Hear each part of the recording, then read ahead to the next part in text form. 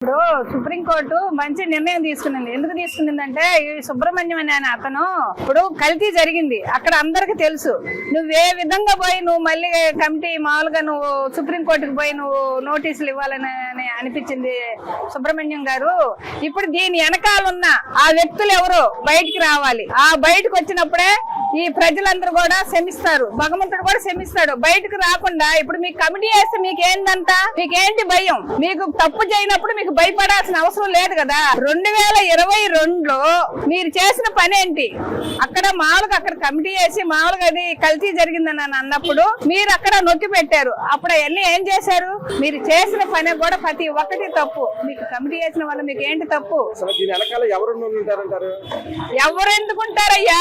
అసలు నాయకుడే ఉన్నాడు. ఎవరంటే చెప్తున్నా, ఒక భక్తురాలుగా వెనకాల ఉండేది ఎవరో కాదు, వాళ్ళ అధినాయకుడు జగన్మోహన్ రెడ్డి తప్పక ఇంకెవరు లేరు. ఆ జగన్మోహన్ అనే వ్యక్తి బయటికి రావాలి.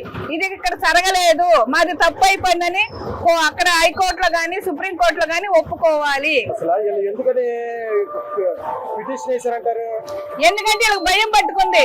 ఎక్కడ మమ్మల్ని ఇచ్చేస్తారా, మళ్ళీ రావాలంటే మేము ఎన్ని బయటకు వస్తే మేము రాలేము అని ఒక భయం పట్టుకుంది. జగన్మోహన్ రెడ్డికి భయం పట్టుకొని ఎక్కడోళ్ళు అక్కడ మామూలుగా రెచ్చగొట్టి మామూలుగా ప్రతి విషయాన్ని అవాయిడ్ చేసేస్తా.